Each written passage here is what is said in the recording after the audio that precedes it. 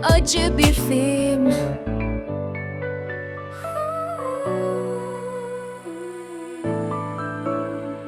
Gözlerin vardı bana umut veren. Şimdi o gözler başka yüze güler.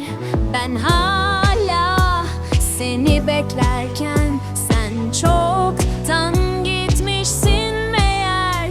Ki taşlar aynı ama ben değilim sensiz geçen her gün.